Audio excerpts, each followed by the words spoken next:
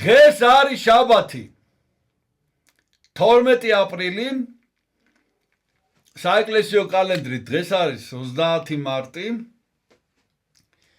და დღეს არის ლაზარეს შაბათი ანუ ეს არის უახლოვდებით აღდგომის ბრწყინვალე დღესასწაულს დღეს არის ლაზარეს მკვდრეთით აღდგინების დღე და ასევე ჩვენ დღეს საქართველოში დღესასწაულობთ ვისაუბრია ამაზე, ამიტომ აღარ შევჩერდებ, ეს არის ქებაი და დიდებაი ქართულისა ენისაი. ლაზარეზეც გვისაუბრია, ეს არის საუბარი მეოთხე და საუბარი მესამოცე და ლაზარეზე განსაკუთრებულად ვისაუბრეთ, ეს არის 151 საუბარი, იმიტომ რომ ლაზარე გარდა აი ლაზარეს შაბათის ანუ აღდგომის წინა ესე იგი ანუ ბზობის წინა კვირა, ბზობის წინა შაბათი, უბრალოდ ხვალ ბზობა, ანუ უფლის დიდებით შესვლა იერუსალიმში დღესასწაულება და ამის შესახებ გვისაუბრია და ლაზარე კიდევ განსაკუთრებულად ცალკე მოიხსენება და ჩვენ ესე იგი ამის შესახებ დაწვრილებით ვისაუბრეთ და ამიტომ ამაზე აღარ შევჩერდებ. სანამ დღევანდელ წმინდანებზე ვისაუბრებდე, დღეს ანუ 30 მარტს ვისიხსენებაც არის, მე მინდა მადლობა გითხრათ ყველას მხარდაჭერისათვის, რომელიც თქვენგან ძალიან მნიშვნელოვანია ჩემთვის და წინა შაბათს ვისაუბრეთ იმის შესახებ, რომ იწურება ნელ-ნელა ესე იგი წმინდანები, რომელთაც წმინდა ნაწილებიც გაგვაჩნია და წელს ალბათ კიდევ ერთი წელი გაგრძელდება ეს ყველაფერი, შემდეგ ვნახოთ როგორ იქნება საქმე, იმიტომ რომ აი ესეთი საოცარი გზნობა მაქვს, რომ თითქოს ამ წმინდანებმა გაიგეს, ესე იგი, რასაც ვაპარაკობდი და გაიგეს თქვენი წუხილიც, რომ არ შეწყდეს ეს პროექტი და ღმერთმა უშეწყვიტოს, რა თქმა უნდა. და აი ახლა ამ კვირაში საოცარი რაღაც მოხდა, ეს მინდა გითხრათ.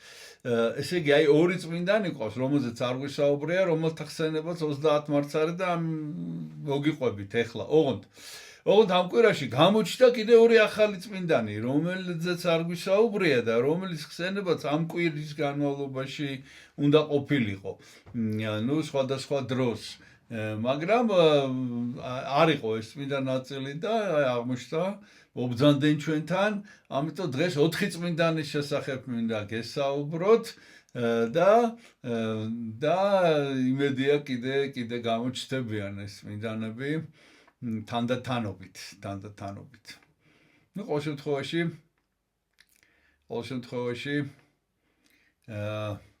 როდესაც ნუ მეტნაკლებად ამოიწურება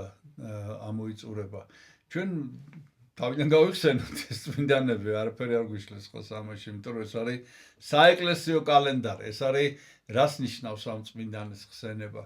ეს არის დაბადების დღე ამ წმინდანების, იმიტომ რომ ადამიანი, როდესაც გარდაიცვლება, იგი იბადება მარადიული ცხოვრებისათვის და როგორც აქ ამ ქვეყნად ადამიანი სიხარულით აღნიშნავს და მადლიერებით თავის დაბადების დღეს, იქ წმინდანის დაბადების დღე არის მისი გარდაცვალების დღე და ამიტომ ჩვენ ფაქტიურად ყოველ დღე დაბადების დღეზე ვართ მიწვეული, როდესაც აღნიშნავთ ამ წმინდანების ხსენებას. მე კი ხა გადავალ დღევანდელი წმინდანების შესახებ და უპირველეს ყოვლისა დღეს მინდა გესაუბროთ წმინდა კვირინუს რომაელის შესახებ. წმინდა კვირინუსი, აი ხაც არის ერთი ძალიან საინტერესო ამბავი. აი ეს არის ამბავი ის, რომ ჩვენ აი ამ მთელი პერიოდის განმავლობაში, რაც ჰქონდა წმინდანებზე საუბარი, დრო და დრო ესე იგი მივადგებოდით პირდაპირ წმინდანთა დიდ დასს, ჯგუფს. ესენი არიან ადამიანები, წმინდანები, რომლებიც ერთად ცხოვრობდნენ ამ ქვეყანაზე გეოგრაფიულადაც და პერიოდითაც. და ეს არის რაღაცა აი წმინდა ისტორიები, რომელიც ბევრ რამდენიმე წმინდანს აერთიანებს ერთმანეთთან. და ჩვენ დრო და დრო იყო აი რამდენიმე შემთხვევა, დღეს სხვა შორის კიდე განმეორდება ესეთი რამ, ესე იგი ჩვენ ახლა ამ წუთას რომში ვართ და ესე იგი სულ ცოტა ხნის წინ ვისაუბრეთ აი წმინდა ალექსანდრეს შესახებ რომის პაპის თუმცა ადრე გვისაუბრია წმინდა ბალბინას შესახებ, ამაზე ქონდა ჩვენ საუბარი და ისე უნდა მიუბრუნდეთ ახლა ჩვენ დღეს ამ ამბავს, თუმცა კიდევ ერთი წმინდანი გვეყოლება, რომელიც ესპანეთში გადაგვიყვანს, ამაზე ცოტა მოგვიანებით. ოღონდ ახლა მე მინდა აი ეს ისევ ის ამბავი გავიხსენო, წმინდა ალექსანდრე რომის ეს არის ალექსანდრე რომის მეხუთე პაპი. და დღეს არის წმინდა კვირინუსის ხსენება, წმინდა კვირინუსი ტრიბუნი, რომელსაც ჩააბარეს, რომელსაც იმპერატორმა, ტრაიანემ თუ ადრიანემ ეს არ იყო მაშინაც, არ არის დაზუსტებული ეს ზუსტად როდის მოხდა ეს აღსასრული, მაგრამ ჩააბარეს და აი უდიდესი სასწაულები, რომელიც წმინდა ალექსანდრე მოახდინა და რომელმაც მოაღწია ეს ტრიბუნი კვირინუსი, ბალბინას მამა, აი ამაზე გვაქვს საუბარი და ნახეთ რა მინდა გითხრათ, რომ იდეა ერთი და იგივე ისტორიის სხვა კუთხით, სხვადასხვა კუთხიდან განხილვის, ნელი მოგვიანებით სრულებით სხვანაირად იქნა გამოყენებული, აი ეს უკვე მე-20 საუკუნეზე ლაპარაკი და ხელოვნების განვითარებაზე მაქვს ლაპარაკი და პოსტმოდერნი ესე არის ერთ-ერთი ეტაპი ხელოვნების განვითარების და პოსტმოდერნის იდეა რაში მდგომარეობს. ერთ-ერთი ყოველ შემთხვევაში ერთ-ერთი კუთხით, რომ დავინახოთ, რომ აი რაღაცა ცნობილი ისტორია განხილული, ლიტერატურაში მაგალითად პოსტმოდერნი არის, რომ აი ცნობილი კლასიკა მაგალითად, ხო, რაიმე ნაწარმოები რო ავიღოთ, მაგალითად, აი თქვათ ჰამლეტი რო ავიღოთ შექსპირის, ხო? შექსპირმა ეს ჰამლეტი შექმნა, ამ ჰამლეტის ათასნაირი ინტერპრეტაცია არსებობს, თანამედროვე ვერსიები და აი ესე იგი ასეთი აზრი მოუვიდა ვიღაცას თავში, რომ მეორადი გმირები ვინც არიან, მაგალითად ჰამლეტში არის როზენკრაცი და გილდესტერნი, ეს ჰამლეტის მეგობრები არიან და აი მათი თვალით დანახული ჰამლეტის ისტორია. აი ეს არის იდეა პოსტმოდერნის და მინდა გითხრათ, რომ ეს იდეა სავარაუდოდ აქედან მოდის. იმიტომ რომ ახლა ჩვენ დღეს ყველაფერი იგივე უნდა გავიმეოროთ ისტორია, როგორ მოხდა ალექსანდრე რომის პაპმა, როგორ მოაქცია,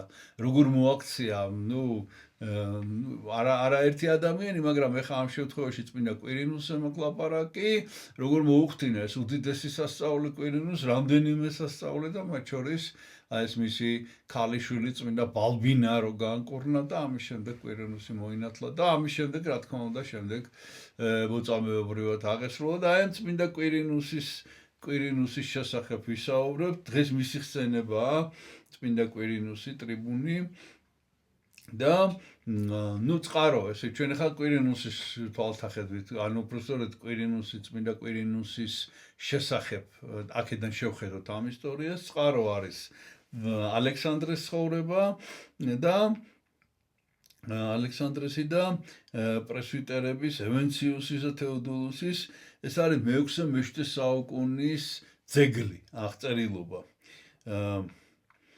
და როგორც მე გაგახსენებთ, რომ სენატორი ჰერმეტი მოაქცია წმინდა ალექსანდრე რომის პაპმა, რომელიც იყო რომის პრეფექტი და როდესაც იმპერატორმა, როგორც ესეც გითხარით, ტრაიანე თუ ადრიანე არ ვიცი ზუსტად, როდესაც ეს გაიგო, იგი იმყოფებოდა სელევკიაში, ისავრიის სელევკიაში და გამოაგზავნა რომში ტრიბუნი თუ კომიტი,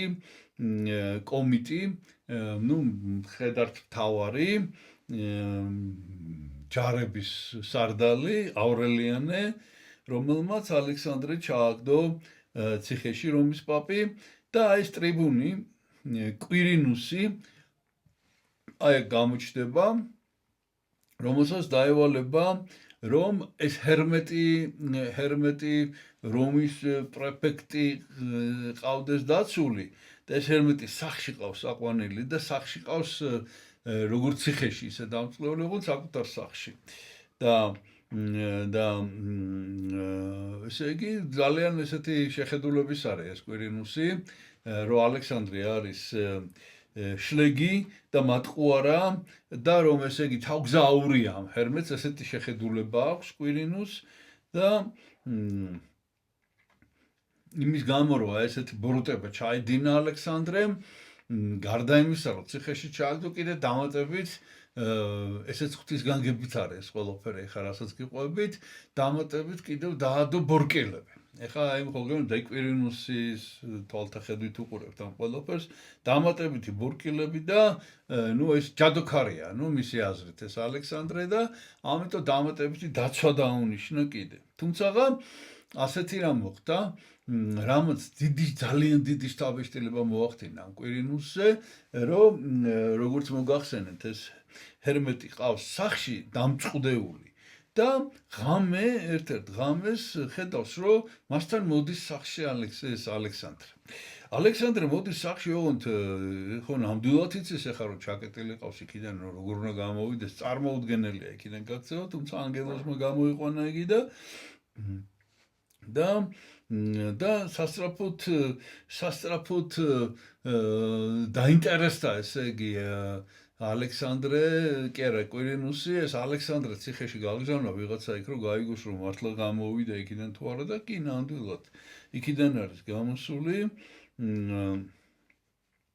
და როდესაც ეს მოვიდა აი ჰერმეტი ეუნება მას რომ ესე იგი ესე არ არის უბრალო ამბავი ესაში აი რომ დაინახა უკვე რომ ეს კვირინუსი შეიძრა აი შეძრო აღარ იცის რა ქნას რომ ნამდვილად ცოცხალი კაცი მოვიდა რა რომელიც ვერ უნდა მოსულიყო და უთხრა რომ ეგ უბრალო ადამიანი არ არის მაგრამ ჩემი გარდაცვლილი შვილი აღადგინაო და ესე მოვეკეციო მეო და ასე გავხდი ქრისტიანიო და კვირინუსი ძალიან დიდი შთაბეჭდილების ქვეშ არის ამ ყველაფრისგან და უთხრა რომ მოვინათლებიო ბეცო ოღონდ მეც ყავსო შვილიო რომელიც ძალიან ავათარია და მართლაც მე მომიყოლია ამის შესახებ ეს არის მესამე საუბარი და 338 საუბარი მესამე საუბარი წმინდა ბალბინას შესახებ და 338 ეს ალექსანდრეს შესახებ და ეს მთელი ამ ისტორიის შესახებ ხო და ამ ბალბინას რაღაცა აქვს ესე კისერზე სიმსივნე თუ აი რაღაცა ძალიან ეს ნუ ახალგაზრდა ქალი ულამაზესი გოგოა და აი ესე იტანჯება და ეს კვირინუსი ეუბნება რომ აი თუ განკურნავსო ჩემ ქალიშვილსო და აი ხარ ძალიან საინტერესო ამბავი კიდევ ერთი ესეც მომიყოლია რა თქმა უნდა ალექსანდრეს ბორკილებს მოიტანენ ბორკილები დაადეთო კისერზე და გაავლისა და მოიტანენ სასწრაფოდ ალექსანდრეს ბორკილებს დაადებენ და მოიტანენ რომ დაადებენ ვონთ არ იკურნება რა და არა ეგ არაო პეტრე მოციქულის ჯაჭვები უნდა იპოვოთ მოიძიოთო მონახოთო თან ეს ორი საქმე გააკეთა ალექსანდრეს ჯაჭვები არ დაკარგულიყო და თვითონ ამ კვირინუს ტრიბუნს მოაძებნინა და მოძებნეს აქედანაკო ჩვენც გვაქვს პატარა ნამცეცი 60 წლის საუბრია და მონახეს ეს პეტრე მოციქულის ჯაჭვები დაადეს და ეს აი თითქოს ესე ჩამოვარდა და მოძრა ეს რაღაცა მოშორდა ეს სიმსივნე თუ რა ვიცი რაღაცა დიდი გამონაზარდი და ეს განიკურნა მთლიანად ეს და რა თქმა უნდა კვირინუსი და მთელი ეს ახლეული მოინათლა და ეს რო ავრელიანემ გაიგო ამ სარდალმა ნუ ამაზე თუ ხო რასტავრე მე ალექსანდრე წავიდა და ისე ჩაჯდა იმ ციხეში ხო და თვითონ ხო და მოკლედ ეს რო გაიგო ავრელიანემ ბრძანა რომ აი ვინც მოინათლა ყველა დავახჭოთო ესე იგი და დაახჭეს რაც შეეხება კვირინუს ენა მოკვეთეს ხელები და ფეხები მოაჭრეს და სხეული ძაღლებს გადაუგდეს თუმცა ქრისტიანებმა მონახეს ეს ნეშტი მისი სხეული და პრეტექსტატის სასაფლაოზე დაასაფლავეს ამის შემდეგ იყო უკვე ალექსანდრეს წამება გვისაუბრია როგორც მოგახსენეთ 338 საუბარია და და კიდევ ასევე გამოჩნდა ამ გერმეტის და ჰერმეტის და თეოდორა, რომელმაც წაიყვანა სახლში თავისთან ბალბინა და იზრუნა მის შესახებ. აი ამის შემდეგ კიდე მოხდა ესეთი რამ, აი კვირინუს რაც შეეხება, უკვე მოგვიანებით, სადღაც მე-11 საუკუნეში, წმინდა აი კვირინუსის წმინდა ნაწილები მოხდა გერმანიაში. ეს არის ქალაქი ნოისი, დუსელდორფთან ახლოს და აქ მოხდა ესეთი რამ, რომ აი ამ ნოისში იყო აბატისა, ანუ იღუმენია, გეპა ერქვა სახელად, გეპა. მე აქ არ წერია, მე ვფიქრობ, რომ ესეც წმინდანია ცხადია.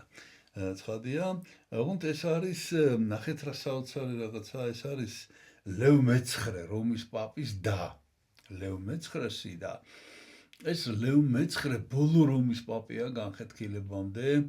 ნუ ყველაფერი იღონა, რომ ეს განხეთქილება არ მომხდარიყო, მაგრამ საბოლოო განხეთქილება აღმოსავლეთსა და დასავლეთს შორის მოხდა 1054 წელს და ეს იყო რომის პაპი 1059-1054 წლებში და 3 თვით ადრე გარდაიცვალა, სანამ ეს განხეთქილება მოხდებოდა. როგორც ჩანს, სამწუხაროდ ეს გარდაუვალი იყო უკვე, მაგრამ ეს იყო აი ბოლო რომის პაპი. თუმცა არ ვიცით, ესე იგი ახლა აქ მის შესახებ ვერ გეტყვით. ნუ დასავლეთის ეკლესიას წმინდანად ყავს შერაცხელი, ახლა ჩვენ რამდენად ჩვენი წმინდანი ამას ვერ გეტყვით ეს რომის პაპი, მაგრამ მისი და, რომელიც მანამდე ცხოვრობდა და ეს გეპა.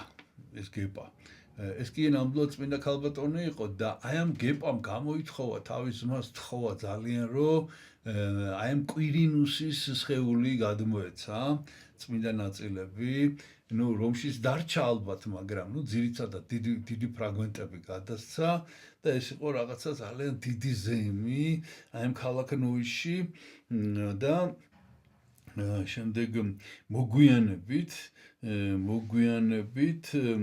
უკვე აქ დიდი ტაძარი აშენდა წმინდა კვირინუსის სახელობის და ეს მონასტერიც წმინდა კვირინუსის სახელობის გახდა. ეხლა გაჩვენებთ, ესე ქვია კვირინუს მუნსტერ. ესე იგი ეს არის ვებერთელა ტაძარი ამ ნოისში. აი ხა უნდა გაჩვენოთ ეს ყველაფერი და შემდეგ კიდევ უნდა მოგიყვათ ამბები, ესე იგი ჯერ გაჩვენებთ ამას ყველაფერს. ნუ დავიწყოთ იქიდან, რომ აი ეს არის ნოისი, აი გერმანიის რუკაზე აი ქალაქი ნოისი ჩანს, სად არის. აი ეს. ანუ ეს არის ახლა რასაც გიყვებით კვირინუსის ამბავი უკვე რაც არ მოგვისმენია ჩვენ და რაზეც არ გვისაუბრია, უკვე მისი მოწამებული აღსასრულის შესახებ რამდენიმე საუკუნეში. აი ეს არის ეს კათედრალი, ესე რომ ვთქვათ, ნოისის კათედრალი, ესე კიდე გაჩვენებთ ხა. აი ეს არის. აი, ნახეთ რა ხელა ტაძარი. აი ეს არის კათედრალი, სადაც არის აი ამ წმინდა კვირინუსის წმინდა ნაწილები, სადაც ინახება, გაჩვენებთ ხა. აი ეს არის კიდე აი ამ კათედრალის ხედი, აღმოსავლეთის ფასადი. აი ესე. შემდეგი რაც უნდა გაჩვენოთ, ეს არის აი ეს სანაწილე. ნუ და ამ კათედრალის თავზე კვირინუსის ქანდაკებაა ესეთი. აი ესეთი. ნოისის ფარველი წმინდანია თან ყველაფერთან ერთად და აი ეს არის სანაწილე. გადიდებულს გაჩვენებთ კიდე ახლა ამას. ვერცხლისა და ოქროსი. აი ეს არის ნუ მოგვიანებით შეიქმნა ეს წმინდა კვირინუსის სანაწილე. აი ესეთი არის და 1593 წელს კელნის ომი ეგრეთ წოდებული დაიკარგა, ესე იგი ეს განადგურდა მოკლედ იქ ყველაფერი ამ ნოისში და დაიკარგა ესა ოღონდ რომელი მოქალაქეს ვიღაცას გადაურჩენია ნაწილი, ან წმინდა ნაწილების რაღაცა ნაწილი და მოგვიანებით შემდეგ რომ დამთავრდა ეს ომი, გადასცა აბატისას, ანუ იღუმენია ელიზაბეთ ფონ დობე, ეს უკვე განხეთქილების შემდეგ არის და დღეს კელნში განსაკუთრებულად კელნში მოხდა შემდეგ ეს წმინდა ნაწილები და დღევანდელი დღე 30 დღევანდელი დღე უფრო სწორედ დღეს არის მისი აღსრულების დღე კვირინუსის და კელნში აღინიშნება 30 აპრილს მისი ხსენება. ეს არის ნოიში წმინდა ნაწილების გადაბრძანება რომიდან მე-10 საუკუნეში. ნუ კვირინუს ევედრებიან ესე იგი შავი ჭირის დროს, პადაგრა, პარალიჩი, ჩირქოვანი ჭრილობების დროს, შემდეგ ნუ ტანზე რო დააყრეს ადამიანს, ყურის ავადმყოფობების, კარიესიან კბილების ჩიყვი და ასევე მეომრების ცხენების და მსხვილფეხა საქონლის ფარველი წმინდანია მოკლედ. ესე იგი ამ ყველაფრისთვის ევედრებიან.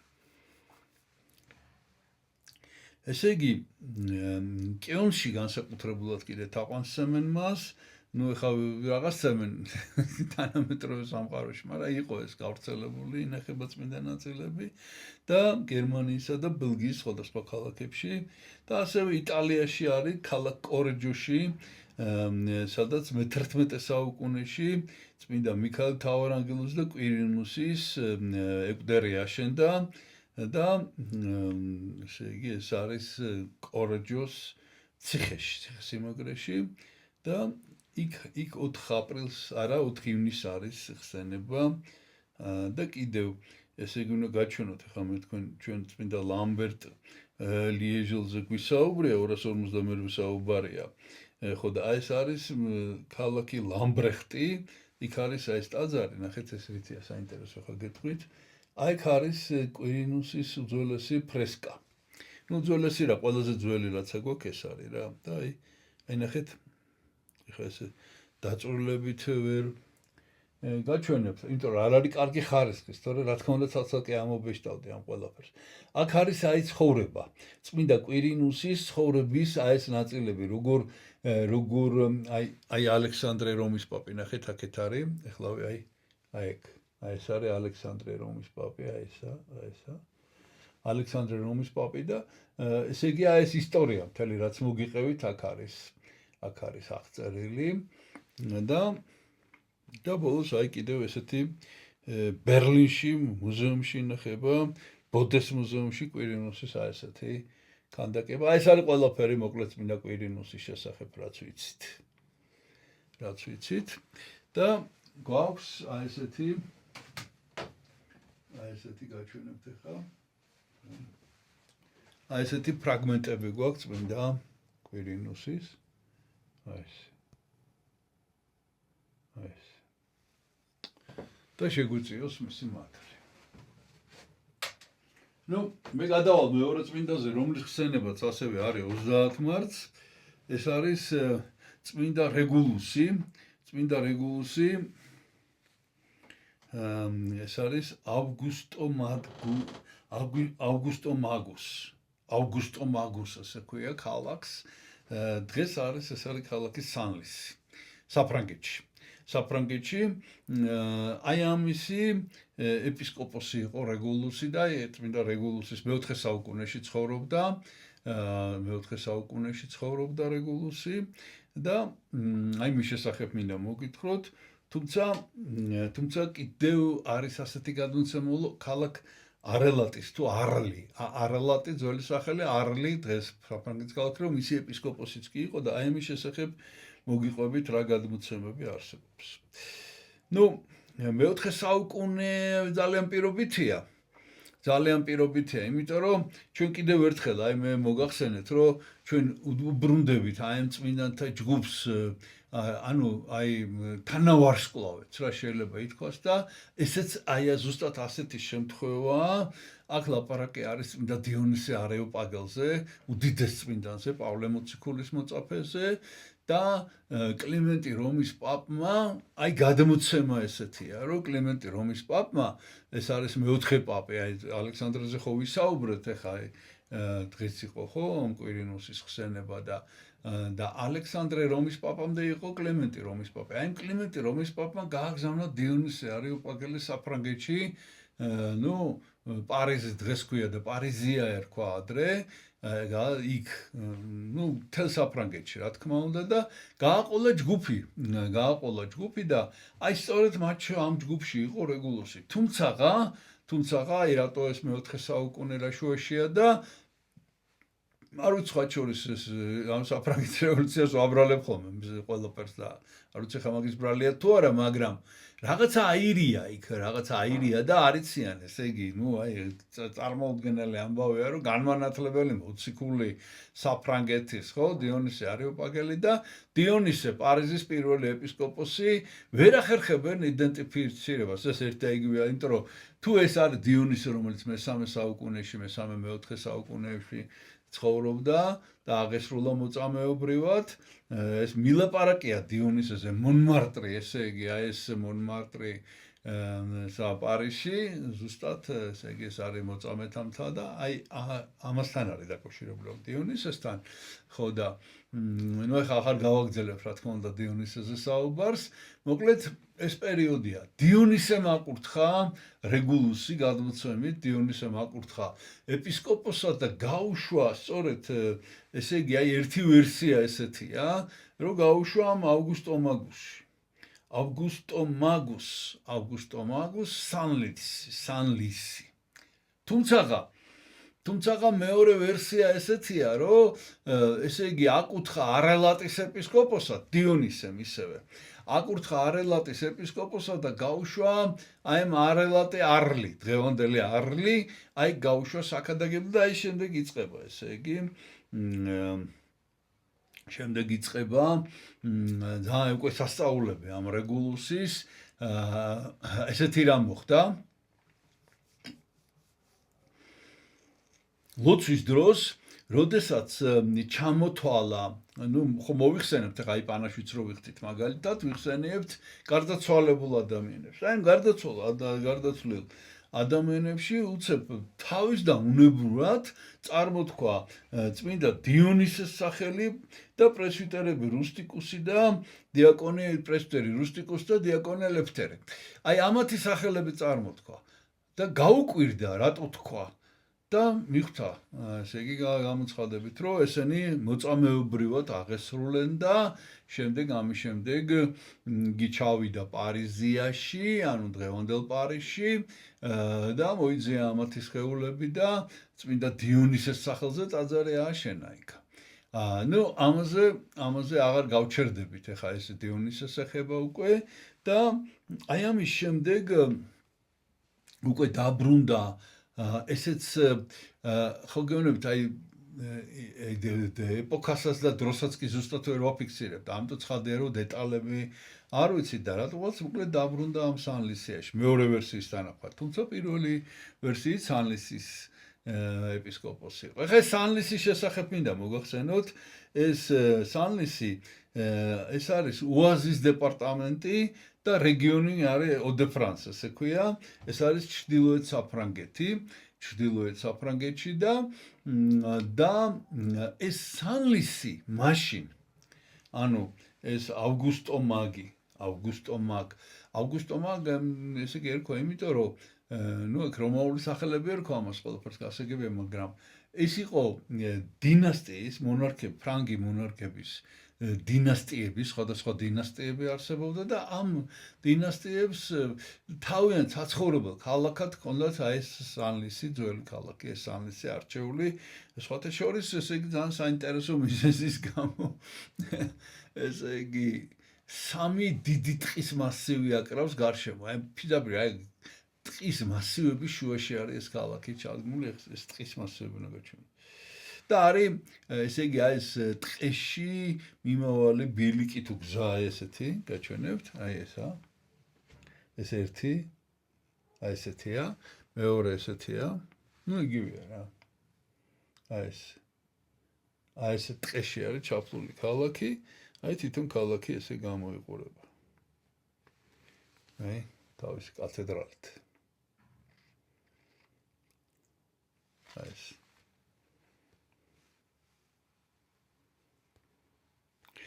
ხო და ესე იგი ამ ქალაქში დღემდე არის მე გადავიდნენ იქ მეფეები აღარ ცხოვრობდნენ სამაგიეროდ ეს უძველესი ნაგებობები დარჩა თავისი რომაული ამფითეატრით რომელიც 10,000 ადამიანს იტევდა და ეს ძველი ნანგრევები დარჩა და დღემდე ეს სანლისი ნუ აი ტურისტებისთვის ძალიან მემზიდველი ქალაქია ეს ტყეებიც შემორჩენილია და ამ ტყეებში კიდევ განსაკუთრებით ნუ ეს მეფეები ნადირობდნენ დღეს ალბათ ეგ აღარ ხერხდება მაგრამ ნუ ირმებით სავსეა რა და ასე რომ ირემი მოკლედ იქ რაღაც ესეთი ცხოველია რა გავრცელებული ნუ მოკლედ როგორც მოგახსენეთ დაბრუნდა ესე იგი ეს აუგუსტო-მაგუსში და დაბრუნდა უკვე ესე იგი საქადაგებლად და რეგულუს რაც შეეხება ახლა სადაც არის ამ ფაქტს მოგიყვეთ. ყველაზე ცნობილი სასწავლო, აი რაღაც ესეთი ეს ვიდაცა ცხოვრებაც რაღაც ესეთია, რაღაცა ხშირად ძალიან მეამიტორია რა. მოკლედ ესე დაიმახსოვრეს ეს რეგულუს ფრანგებმა. ქადაგებდა და ნუ რაღაცა თანდათან უფრო მეტი და მეტი ხალხი მოვიდა. ის ქადაგებაზე და ვეღარ ეტევიან ხა იქ სადღაც ქალაქში იყო სადღაც და გადაინაცვლეს ტყვის ნაპირას წავიდეთო რა და გადავიდნენ ხა იქ რომ მოისმინონ ხა საინტერესო საუბრობს რაღაც ესა და ცოტა მოსაღამოვდა ამასობაში და დაიწყეს ბაყაყებმა ყიყინი და ნუ აყიყინდა რა მთელი ტყვის ბაყაყები ისე აყიყინდა ესეთი ხმაურია რომ ესე იგი აღარ ისმის ამის ლაპარაკი და იცით აი ესე დაუფიქრებლად რა ხელი აწია და გადასახა ჯვარი და უცებ ყველა ბაყაყი გაჩერდა ისეთი სტამბეშტავი იყო ეს როგორ ჩანს ისეთი სტამბეშტავი იყო რომ ნუ აი დაიმახსოვრა ხალხმა რა დაიმახსოვრა ხო და აი ესე ბაყაყებიც კი მოკლედ ბაყაყებიც კი მორჩილებოდნენ აი ესეთი წმინდა ადამიანი. ნუ კიდევ იყო ესეთი სასწაულები მასთან დაკავშირებით, მოგვიანებით ოღონდ 491-511 წლები არის კლოდვიგი პირველი. კლოდვიგი პირველი მეფე ფრანკების მეფე და სპეციალურად ჩავიდა ამ აუგუსტო-მაგში, ანუ ამ ქალაქ სანდლისში სპეციალურად ჩავიდა რომ თაყვანი ეცა ესე იგი თაყვანი ეცა ამ რეგულუსისადმი რეგულუსის თაყვანისაცემად ჩავიდა ამ სანდლისში აუგუსტო-მაგში მეფე და ნახეთ თაყვანისა ყველაფერი და მოითხოვა პირდაპირ წმინდა ნაწილი და ნუ წარმოიდგინეთ ახლა როგორ ჩანს, ნუ კი იყო ეს მინდა ნაწილი ამობრძანებული სანაწილი მაშინ ამ სარკოფაგში, მაგრამ სპეციალურად მისთვის გახსნეს ეს სარკოფაგი და კბილი ამოუხეს. ხო და არ ვიცი, აი რაღაცა უხეშესაქციელია როგორ ჩანს, მაინც კი არის ხა ჩვენ დღეს ჩვენც აგვაქვს წმინდა რეგულუსის მინდა ნაწილი საშიშიათ. მოკლედ კბილი ამოუხეს ამ რეგულუსს და მიცეს ამ მეფეს რა და რა დაემართა იცით? რაღაცა ესე იგი გონება ერია და ვეღარ გააღწია ქალაქიდან. რაღაცა ესე როგორც ლაბირინთში ისე მოიქცა და ეპისკოპოსებმა ურჩიეს რომ დააბრუნო ეს კბილი თავის ადგილზე. ხო და ამან მიხვდა რა რაღაცა მოვიდა კარგად ხო და დააბრუნა. აი როგორი როგორი საშიშია ეს წმინდათა ნაწილების თაყვანისცემა, ხო? აი სიკეთეც ბევრია და როგორი დაჯაშეულია წმინდა. სამაგიეროდ დააბრუნა და მეფემ და დედოფალმა დიდძალი რო ნახეს ესეთი სასწაული მოხდა, დიდძალი ესე იგი დიდძალი ქონება შესწირეს და ახალი ტაძარი აუშენეს წმინდა რეგულუსს და გააწყვეს ეს ტაძარი, გაამშვენეს. და კიდევ ერთი ასეთი სასწაული მოხდა, ესე იგი ეს უკვე მოგვიანებით კიდევ უფრო მოგვიანებით 840-877 წლებში იყო მეფე კარლოს მელოტი, ესე ქვია, კარლოს მელოტი, ფრანკების, დასავლეთ ფრანკების მეფე იყო და ესე იგი შესთხოვა კარლოს მელოტმა რეგულუსს შესთხოვა ქალიშვილის შესახებ, ამ იუდითი ერქვა ქალიშვილს, იუდითი, რომელსაც ჰქონდა, ესე იგი, უკურნებელი ციებ-ცხელება, ანუ ხო არის ეს რომ დაგემართება ეს ციებ-ცხელება და გაგლის, ამას ჰქონდა მუდმივად ეს ციებ-ცხელება და შესთხოვა და შემდეგ შეუსრულა რეგულუსმა და განიკურნა მისი ქალიშვილი იუდითი და ამათაც დიდძალი ქონება შეწირეს შემდეგ ამის ტაძარს. ცოლ-ქმარმა. ბოლოს კიდევ ესეთ სასწაული ხდებოდა წმინდა რეგულუსის დღესასწაულზე, ან დღევანდელ დღეს რა. ესე იგი, ტყიდან, როგორც მოგახსენეთ, იქ ირმების თემა ძალიან სერიოზულია, ტყის მასივებია მსანლიში და ჯოგი, ირმების ჯოგი თავისი ბელადით, თუ რა ვიცი რა ქვია, წინამძღოლი ირემით მოდიოდნენ მსახურებაზე. ესე იგი ამის მოწირვაზე და ტაძართან არ ვიცი შედიოდნენ ტაძარში თუ აი და იჩოქებდა მთელი ჯოგი ირმების მსახურების დროს და რომ თავდებოდა მსახურება დგებოდნენ და მიდიოდნენ. ეს ხდებოდა რა წლების განმავლობაში. ნუ ეხლა რა ვიცი რა ხდება. ნუ არაფერი არ აგვაქვს ამ რეგულუსის, ეს არის 1865 წელს შექმნილი პორტრეტი. აი ესეთი. და მეტი არაფერი არ გაგვაჩნია.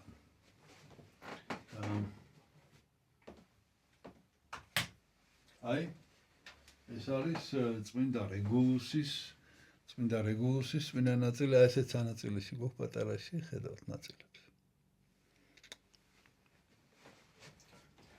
შეგვეციოს წმინდა რეგულუსის მატლი და მე გადავდივარ შემდეგ წმინდანზე. ეს შემდეგი წმინდანიც ასევე ოჯახიდან არის რა, ოჯახიდან როგორ აი ამ წმინდანთა დიდი დასი და როგორც მოგახსენეთ, უკვე გითხარით, ესპანეთში უნდა გადავინაცვლოთ ახლა ჩვენ, ეს არის წმინდა ბრაულიო, ესპანურად ესე ეძახიან, წმინდა ბრაულიო. ნუ ლათინურად არის წმინდა ბრაულიუსი. ეს არის სარაგოსას ეპისკოპოსი და იბერიის ეპისკოპოსი, ესეც ეწოდება იბერია, ეს იბერიის მხარეა, ესპანეთის იბერიაზე ელაპარაკი, იბერიის მხარეა და ეს არის მე-7 საუკუნე. მე-7 საუკუნე და ეს ოჯახი რას ნიშნავს, ესე იგი ეს უნდა მოგახსენოთ, იმიტომ რომ ჯერთი მართლა ოჯახი იყო ჩვენ ამაზე ბევრი გვისაუბრია სხვადასხვა დროს. ეს არის, ნუ, ეხლა ამ შემთხვევაში ისიდორე სევილიელი, რომელიც არის, ნუ, სევილიის ეპისკოპოსია ისიდორე და ამ შემთხვევაში ამისი უფროსი მეგობარია ბრაულიუსის, მიუხედავად იმისა, რომ მის ხელში გაიზარდა ეს ბრაულიუსი და მისი მოწაფე იყო, მაგრამ ისეთი მოწაფე იყო ეს ბრაულიუსი, რომ ესე იგი ძალიან დაიახლოვა ისიდორეს სკოლაში სწავლობდა, ეხლა ამას მოგახსენებთ ყველაფერს. და ისიდორეზე არის 113 საუბარი, ისიდორეს სევილიელზე, ოღონდ ისიდორეს სევილიელს რეალურად დაძმა ყველა წმინდანები ყავდა, ლეანდრე მაგალითად, ნუ აი ბევრი გვისაუბრია ჩვენ ამაზე. და კიდევ, ესე იგი, ხა რატო გეუბნებით ამას, იმიტომ რომ ნუ ესე იგი როგორ გითხრათ უცებ ესე იგი მოგიყვებით თანდათანობით ბრაულიუსმა აღწერა ისიდორეს ცხოვრება უпростоრეთ ისიდორეს დაამატა მის თხზულებებზე ისიდორეს თხზულება ის რედაქტორი იყო თვითონ და დაამატა იქ ჩაამატა თავი ისიდორეს ცხოვრების შესახებ და იქ აქვს საკუთარი თავის შესახებაც ბიოგრაფიული ცნობები მოხსენებული ასევე ესე იგი ისიდორეს სევილიელის იყო ცნობილი მამების განთქმული თუ ცნობილია ესეთი რუსულად არის ოზნამენიტიხ მუჟახ ეს არის ცნობილი არ ვიცი ქართულად ზუსტად როგორ გადავთარგმნოთ ცნობილი მამები განთქმული მამები ალბათ რა ხო და აი ამ აქ ჩაამატა თავი თვითონ ისიდორეს ცვლილება ესა და ამან ისიდორეს შესახებ ჩაამატა იქ თავი და თავის შესახებაც ასეთივე სახელწოდებით ცნობილი მამების შესახებ წმინდა ილდეფონსი ტოლედოს არქიეპისკოპოსი იყო ესეც იმ პერიოდის არის და მის შესახებაც გვისაუბრია ჩვენ 155 საუბარი არის ილდეფონსის შესახებ და კიდევ მოგვიანებით მერვე საუკუნის ანონიმური კორდუბის ქრონიკა ესე ქვია და აი აქ არის კიდევ ესე იგი ამ ბრაულიუსის შესახებ ტოლედოს კრებებზე რა როლი შეასრულა და რა მონაწილეობა მიიღო მოკლედ დიდ მამაზე გვაქვს ახლა ჩვენ ლაპარაკი ეკლესიის მასწავლებელი უწოდეს მწერალი საეკლესიო და ახლა ცოტა მის შესახებ თუმცა აი ხა ეს კი მოგიყევით რომ აი ამ პერიოდზე ახლა ეს კიდევ ესე იგი ამ ლეანდრის შესახებ რო ვისაუბრეთ ესე იგი ჰერმენგილდუსზე ვისაუბრეთ უფლისწულზე უпростоრად მეფეზე მერე მის ძმაზე მოკლედ ამ ფაქტურად ესე იგი ეს არის ის პერიოდი როდესაც ესპანეთი გახდა ქრისტიანული ქვეყანა ესე იგი მანამდე იყო თითქოს ქრისტიანული მაგრამ არიოზის სწავლება იყო გავრცელებული და რელიგიურიც არ იყო ეს არიოზის სწავლება იქ არამედ რაღაცა წარმართული იყო და აი მოაქცია ლეანდრმა და აი ამ ესე იგი ამ დასმა წმინდათა დასმა და მოკლედ გამოცხადდა ესპანეთი შეუერთდა კათოლიკე ანუ ერთი წმინდა კათოლიკე ანუ საპოლოთაო სამოციქულო ეკლესია ესე ვამბობთ ჩვენ დღეს და აი ამ კათოლიკე ეკლესიას შეუერთდა ესპანეთი ამათ დროს ნუ მე ვაგზელებ ესე იგი ახლა უშუალოდ უკვე უნდა მოგიყვეთ ამ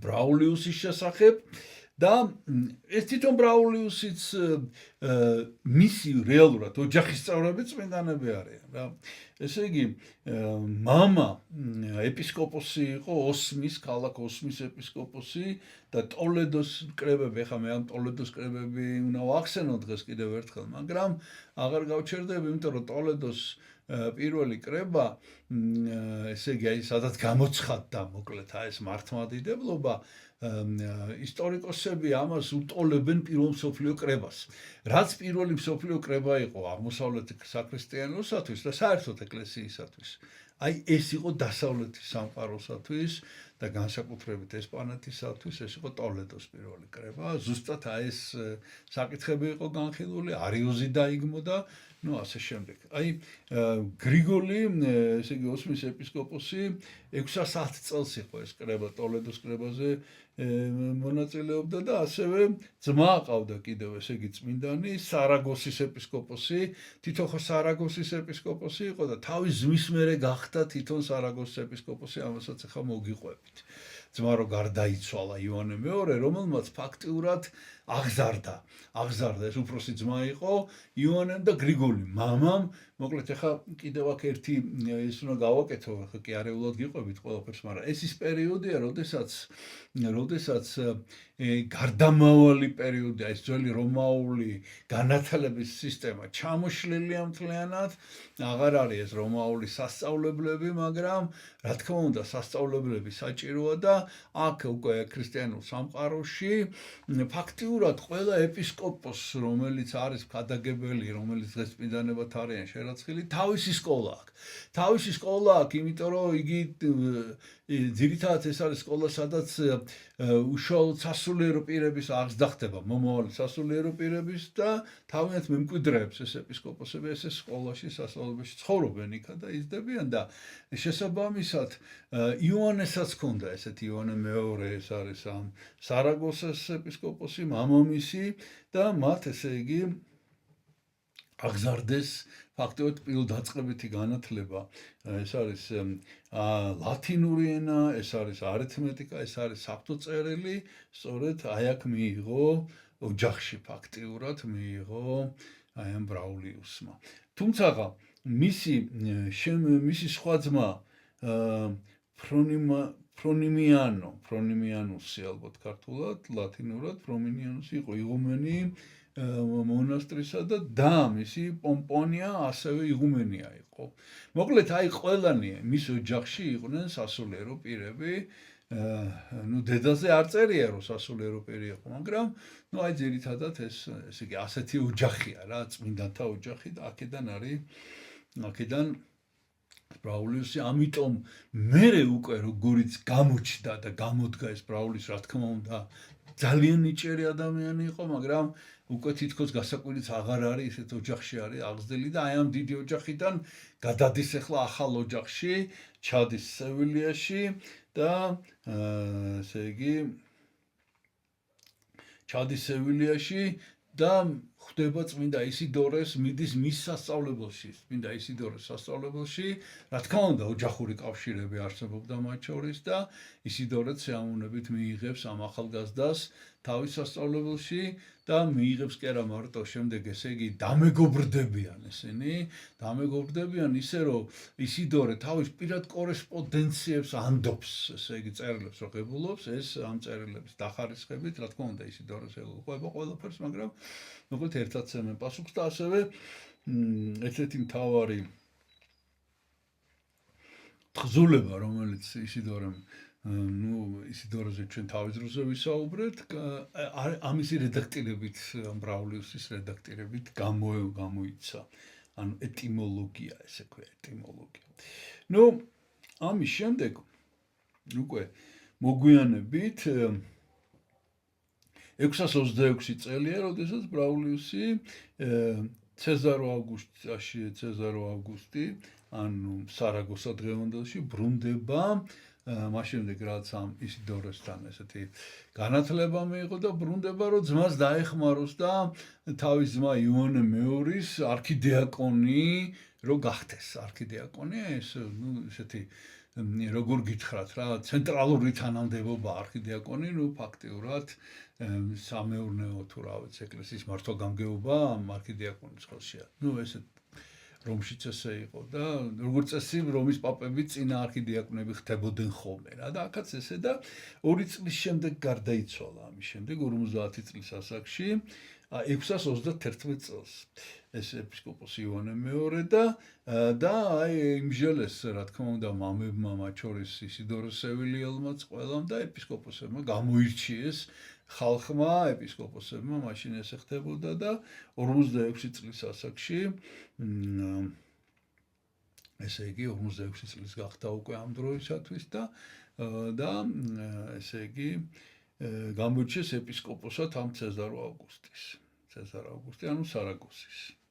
და 20 წელი იყო სარაგოსის ეპისკოპოსი და 66 წლის ასაკში აღესრულა ბრაულიუსი. მოკლედ ეს უკვე მოგახსენეთ ტოლედოს კრებები, ესე იგი აქ 2-3 წელიწადში ერთხელ იმართებოდა მეოთხე კრება 633, მეხუთე კრება 636 და მეექვსე კრება 638.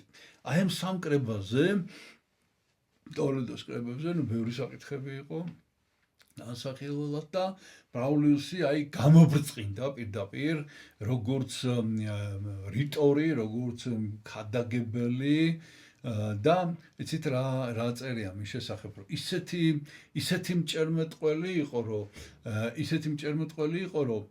თავის მოწინააღმდეგეს, აი ვინც კამათი, ხა რა კამათი იყო იქ ძირითადად ამ არიოზის ერესზე იყო ძირითადად ლაპარაკი, ხო? აი ამ ერეტიკოსებთან საუბარში მოკლედ ეს ამ ერეტიკოსებს მოაქცევდა ხოლმე. ანუ მას რო შეუძლებელი იყო რომ ამ ბრაულიუსთან გესაუბრა და მის აზრზე არ გადასულიყავ. ორი მიზეზის გამო. ერთი რომ სულ ყოველთვის ჰქონდა რაღაცა განსაკუთრებულად დალაგებული არგუმენტები, რატო? და მეორე, ესე იგი, საოცარ შთაბეჭდილებას ახდენდა ადამიანებზე ძალიან გულწრფელი იყო. აი, რო ლაპარაკობდი, მის გულწრფელობაში ეჭვი არ გეპარებოდა და იმ არგუმენტებზე მეტად ხანდახან ეს მისი გულწრფელობა მოქმედებდა და მოკლედ ძალიან ესე იგი, ძალიან მოქმედებდა ეს. ეხლა რა მოხდა? აი ტოლედოს შემდეგ ესე იგი, რომელი მეექვსე კრება იყო, როდესაც რომის პაპმა გამოაგზავნა თავისი ლეგატები დასასწრებად რა და დაიკარგა რომის პაპის წერილი, უშუალო წერილი აი ესპანეთის სამღვდელოებისადმი განსაკუთრებით ეპისკოპოსების მიმართ. და ამ ლეგატმა არ ვიცი ახლა სწორად ჩამოიტანა ეს ამბავი თუ არასწორად. მოკლედ ძალიან დიდი საყვედური უთხრა მთელს ესე იგი სამღვდელოებას რა, ესპანეთის სამღვდელოებას და ეხლა რაზე და ესე იგი ეს რომის პაპი საყვედურობდა რომ იუდევლები ანუ იუდაიზმიდან მოქცეული ქრისტიანები ესე იგი ამას მოჩვენებითად აკეთებ როგორც ჩანს იყო ესეთი შემთხვევები მოჩვენებითად აკეთებენო ამასო ვითომ ქრისტიანები არენო სინამდვილეშიო თავის იუდეულ ამ წარმართ ყოფილ ძმებთან კავშირს რელიგიურ კავშირს აგრძელებენ და მათ წარმართულ რიტუალებში მონაწილეობენ და თქვენ არაფერს არ აკეთებთ ამის წინააღმდეგო აი ესეთი საყვედური გამოაგზავნა რომის პაპმა ყოველთვის ლეგატმა ესე ჩამოიტანა ამბავი და ნუ ეხა რაღაცა აღშფოთებაც გამოიწვია მან მაგრამ საჭიროა წარმოიდგინე ხა რომის პაპზე ელაპარაკი ხო ერთიანი განაყოფელი ეკლესიაა და რომის პაპი ნუ ცენტრალური მთავარი ესე იგი ფიგურაა საქრისტიანოში ხო ხო და პასუხია საჭირო დაავალეს აი სწორედ ამ ესე იგი ბრაულიუსი შეარჩიეს მოკლედ მამებმა ეპისკოპოსებმა და გასცეს პასუხი და ბრაულიუსმა წერილი დაწერა რომის პაპს გაუგზავნა და ძალიან ესე იგი როგორ გითხრათ ჩამოაყალიბა დაასაბუთა და მთავარი არგუმენტი რითიც აი ხო გითხარით აი ეს არგუმენტები სულ ქონდა რა ისეთი რომ აი ვერაფერს რო ვერ იტყვი რა დრამიწერა რომ იცით რა ჩვენ უკიო ესე იგი რა თქმა უნდა ჩვენ ვცდილობთ რომ ამას ყურადღება მივაქციოთო და რაღაცა და ესე არ არისო სულ რაღაც მაგრამ თავი სხვა რამეა თავი ის არის რომ ჩვენი თხოვნითო მეფემო და საერთოდ ესპანეთის საერო ხელისუფლებაზე ლაპარაკი მიიღეს კანონიო რომ თუ ჩვენი იმითიო რა ჩვენი მეცადინეობითო მოკლედ მე კანონი მოქმედებს ჩვენ ქვეყანაში თქვენ ალბათ ეს არ იცით რომ თუ იუდეველი მოქცეული გაქრისტიანებული იუდეველი დაუბრუნდება თავის რელიგიურ წესჩვეულებებს ესე იგი მას მოქალაქეობა ჩამოერთვება ესპანეთის და ესე იგი ქონებაც ჩამოერთვება აი ესეთი სიმკაცრეაო და ალბათ თქვენ ეს ვიმითხრათ რომ ჩვენ არაფერს არ ვაკეთებთ და მოკლედ აი ეს გაიგრუბლივით გაიფანტა მოკლედ ეს გაუგებრობა ასეთნაირად ნუ ამის შემდეგ ესეთი რამ მოხდა კიდე 656 წელია და ახალი მეფე კი არ არის ესე იგი მეფე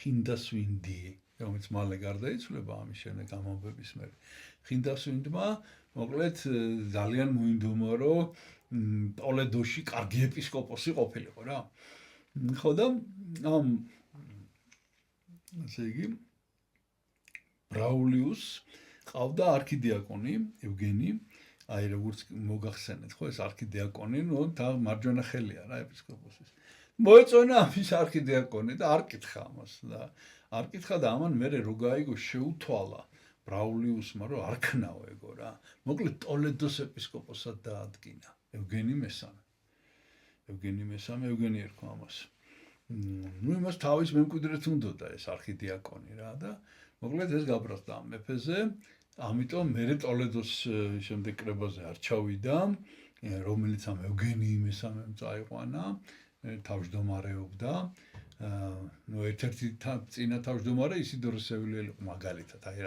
რაზეა ლაპარაკი და ეს ევგენი გახდა ამის არქიდიაკონი, თავმჯდომარე და არ ჩავიდა ამ კრებაზე, მაგრამ მე გარდაიცვალა ეს მეფე ხინდესვინდი.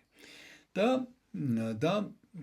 რა თქმა უნდა, იმპერიის ინტერესებიდან გამომდინარე, მან ძალიან დაუჭირა მხარი ხინდესვინდის შვილს, რეკესვინდს და დაუჭირა მხარი, რომ კანონიერი მეფე გამختارიყო და მართლაც გახდა ეს რეკესვინდი და დაუფასა იმანაც და ფაქტიურად დააბრუნა სახელმწიფო სამსახურში. ანუ კანონთა კრებული შეადგინა ამ რეკესვინდმა და ეს კანონთა კრებული გაუგზავნა სწორედ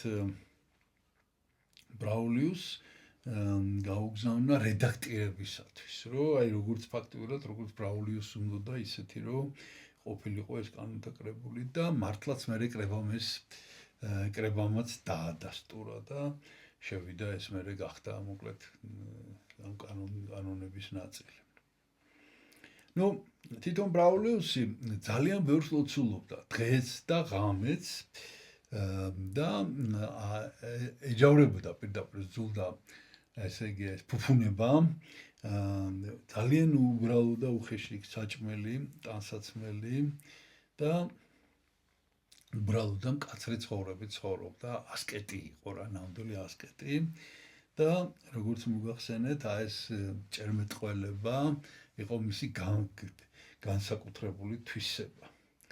და ასევე ესე იგი ასევე გაჭირვებულებს და გადამენებს კი ყველა ეხმარება, ნუ მეტნაკლებად ხო, მაგრამ ეს არა მარტო უბრალოდ ფიზიკურად ეხმარებოდა, არამედ ეცნობოდა მათ და გაიცნობდა ხოლმე და გაიგებდა ზუსტად რა ჭირდებოდათ და იმის მიხედვით ეხმარებოდა.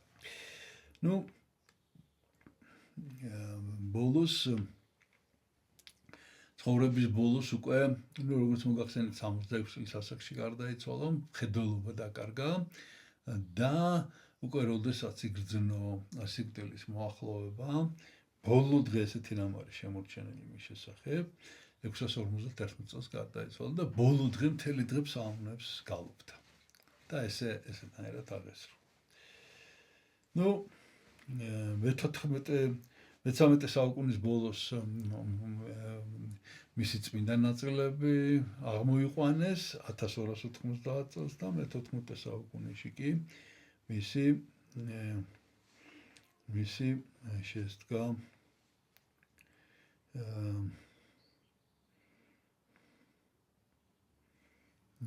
შესდგა მისი ცხოვრება შეადგინეს. ნუ ცეზარ ავგუსტი ეს ქალაქი, ანუ სარაგოსა, ესე იგი დატოვა მან, იგი მთელი ცხოვრება აგროვებდა წიგნებს. ნუ მაშინ ხო ბეშტო არ იყო და ხელნაწერი წიგნები იყო და აგროვებდა და ვებერთელად დიდი ბიბლიოთეკა დატოვა წმინდა მამების და ასევე მან შექმნა სკრიპტორიუმი, ეგრეთ წოდებული სკრიპტორიუმი, ეს არის, არ ვიცი რა ვთქვა, სახელოსნო თუ ლაბორატორია, არა, სახელოსნო, სადაც ხდებოდა გადამწერები იყვნენ, გადამწერების სამსახურის შექმნა და საღვთო წერილს პირველ რიგში და ასევე წმინდა მამების თხზულებების გადაწერა ხდებოდა რისთვის? რომ მთელს იმპერიაში ვრცელდებოდა, ვინც მოითხოვდა, მოკლედ, ვისაც ჭირდებოდა უანგარო თუ სასკეთ ძალიან ძვირი ღირდა ეს, ხო? და ეს სამსახური გააკეთა სამეფო ხაზინის, უпростоრად საეპისკოპოსო ხაზინის ხარჯზე და ფაქტიურად თელს ევროპაში ვრცელდებოდა ამ სახელოსნოში გადაწერილი წიგნები. თვითონ დატოვა 54 ეპისტოლე, ძალიან მრავალფეროვანი შინაარსის, იქ მეგობრული მიმოწერაც იყო, ეგზეგეტიკა, ანუ წმინდა წერილის განმარტება, ასევე ლიტურგიკული ასკეტური და ასევე ცხოვრებების ავტორია, სხვადასხვა ცხოვრება დაწერა, სხვადასხვა წმინდანების, მათ შორის ისიდორე სევილიელის და მე-10 საუკუნის ასეთი გამოსახულება გვაქვს შემორჩენილი. წმინდა ისიდორე, ეს აქეთა არის წმინდა ისიდორე სევილიელი და წმინდა ბრაულიუს სარაგოსელი, ანუ იბერიელი. ესე გადიდებულს გაჩვენებთ ახლა მას, აი მანუსკრიპტ ხელნაწერი, მე-10 საუკუნის ხელნაწერიდან არის ეს გამოსახულება ეს. ესეთი იყო წმინდა ბრაულიუსი. და ნუ მეტი მაინც არაფერი არა გვაქვს გამოსახულებელ მოხდულობაში და გვაქვს აი ასეთი ფრაგმენტები მისი წმინდა ბრაულიუსის. შეგვეციოს მისი მოდელი და დღეს ხო ეხლა ის გამოვიწყდა მე თქვა თავიდან და ეხლა გეტყვით რომ 30-ში არ არის მისი ხსენება. აი სწორედ ეს არის ბრაულიუსიანის წმინდანი რომელმაც თითქოს გაიგონა და მობძანდა ჩვენთან ამ კვირაში აი რაღაც მაინც წინაზე რომ ვისაუბრე რომ ამოიწურა წმინდანების არამოწურულა აი 26 მარტს არის ხსენება ბრაულიუსის და 26 მარტი. და აი ეხლა კიდევ ერთი წმინდანის შესახებ უნდა გესაუბროთ. ეს არის ესეც ამ კვირის წმინდანია. უпростоრეთ ამ კვირის არ არის მე გადავწყვიტე რომ ეხლა გესაუბროთ ცოტა ადრე 17 მარტის წმინდანი არის. ესეც ეხლა გამოჩნდა. არ ვიცოდით, მოკლედ აი წმინდა გერტრუდა. ნუ უდიდეს წმინდანზე უნდა გესაუბროთ ეხლა. იღუმენია, წმინდა ნიველი. ეს არის ესე იგი ბელგიელი წმინდანია, ბელგიაში არის ეს ქალაქი და ნიველი. და 17 მარტს არის მოკლედ ხსენება 659 წელი არის მისი ესეც მე-7 საუკუნეა მისი გარდაცვალების წელი და ასევე 28 სექტემბრის შემდეგ პირველ კვირას არის მისი ხსენება და ეხლა უნდა მოგიყვეთ წმინდა გერტრუდას შესახებ ბოლოდან დავიწყებ. როდესაც მისი თაყვანისცემა გავრცელდა მთელს ევროპაში. არ ვიცი როგორ დათვალეს, მაგრამ დაახლოებით 1000-მდე ადგილი იყო ევროპაში, სხვადასხვანაირი, ტაძარი, მისი რაღაც არ ვიცი ნიშები თუ არ შეიძლება რაღაცა ქუჩები, სახლები, რაღაცა მოკლედ ქალაქების ფარველი წმინდანი, ხო?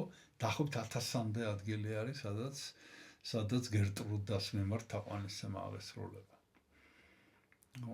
გაგანებთ ახლა დღეს რაღა, მაგრამ ესე მისი სახელი გერტრუდა. ვინ იყო წმინდა გერტრუდა? ჯერ შობლებიდან დავიწყოთ. ესე იგი ეს ის პერიოდია, როდესაც მეფე ესე იგი როგორც ახლა დღეს არის თქვა პრემიერ-მინისტრი და პრეზიდენტი, ხო, რაღაც დაახლოებით ესეთი ის იყო, რომ მეფეს ყავდა, სამეფოს ყავდა მაიორდომი, ეგრეთ წოდებული, როგორც პრემიერ-მინისტრი და მაიორდომი მართავდა მოკლედ ქვეყანას ავსტრაზიის ახლა ამ დეტალებში აღარ ჩავალ, ვისაუბრეთ ჩვენ ამ თემაზე ბევრი. პიპინ პირველი, უფროსი, პიპინ პირველი ავსტრაზიის მაიორდომი, იყო მამა აი გერტრუდასი, დედა წმინდანი წმინდა იდუბერგა ნიველიელი ესეც, იმიტომ რომ ნიველის მონასტერი დედამისის დაარსებულია. ეხლა მოგიყვებით ზუსტად ამ ამბავს, დედა იდუბერგა და ძმა შემდეგ უკვე მამის პიპინ პირველის შემდეგ მისი ძმა გახდა მაიორდომი გრიმუალდი და კიდევ დაყავდა ბეგი ერქვა სახელად დას ეს ბეგიც იღუმენია იყო ანდენის მონასტრის აბატისა, ანუ იღუმენია, ესეც წმინდანად არის შერაცხული, მოკლედ ესეთი ოჯახიდან არის წარმოშობით.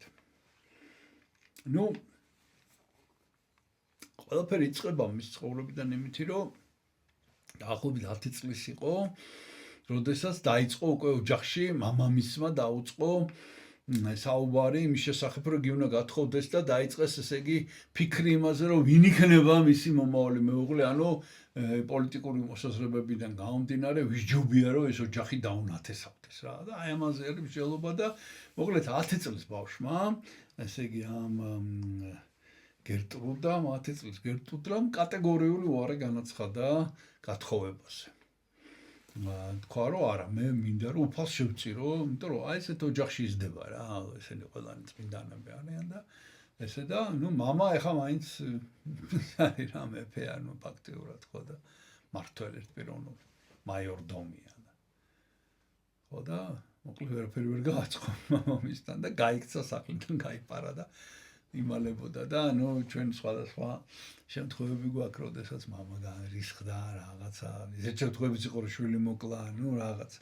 ეს პიპინ პირველი წესერი კაცი აღმოჩნდა, მოკლედ, გულისხმიერი, ქრისტიანი, ნამდვილი და მოკლედ შემოირიგა ქალიშვილი, კარგი უთხრა, კაი, დაბრუნდი სახში.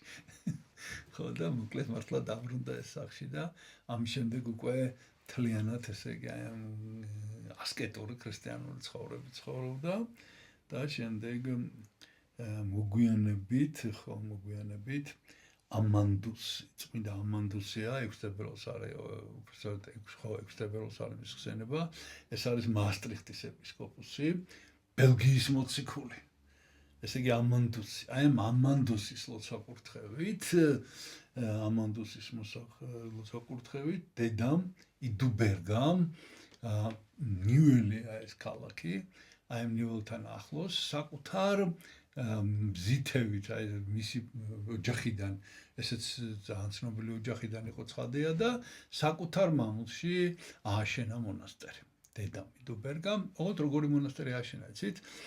დედათა და მამათა, ესე იგი, ერთად იყო, მაგრამ ცხადე განყოფილი იყო, მაგრამ ერთ ტერიტორიაზე დედათა და მამათა მონასტერი ააშენა და თვითონ ესე იგი წავიდა ამ მონასტერში და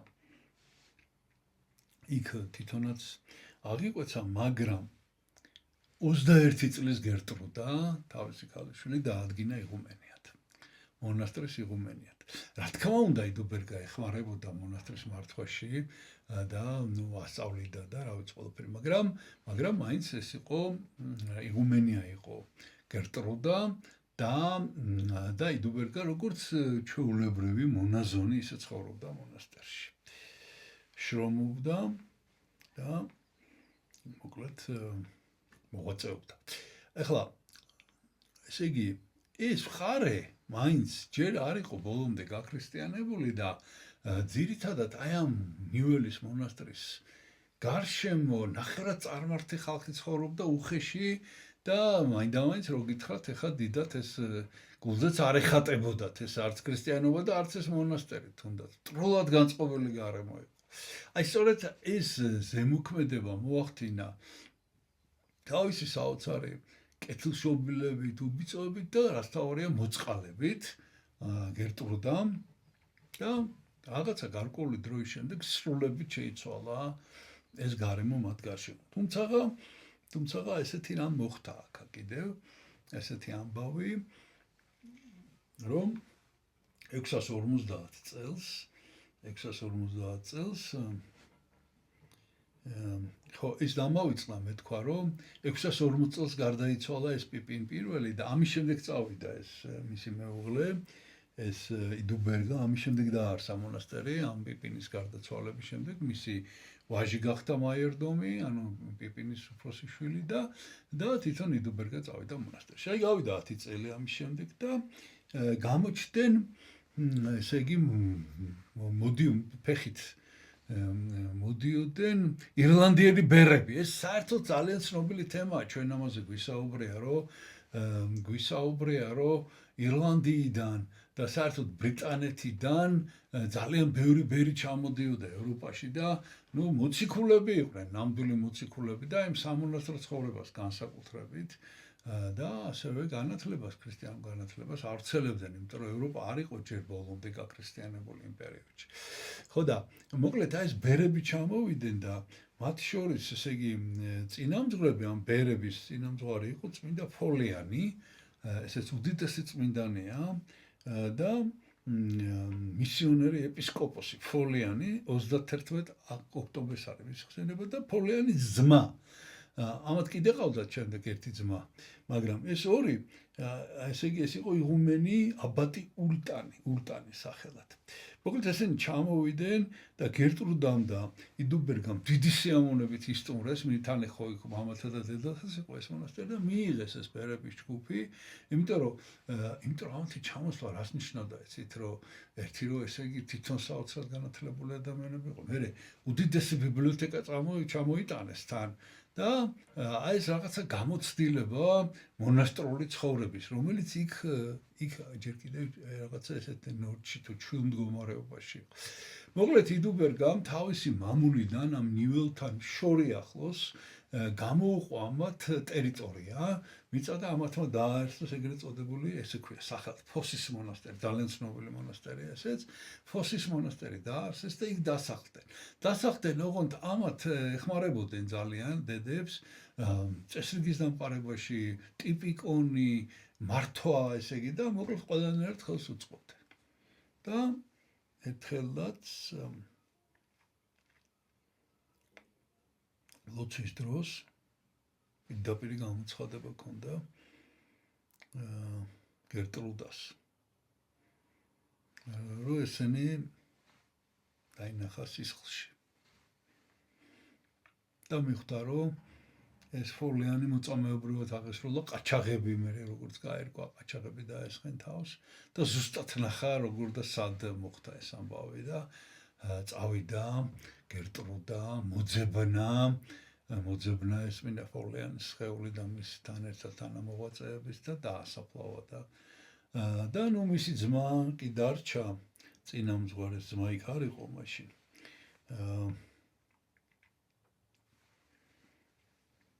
ულტანი.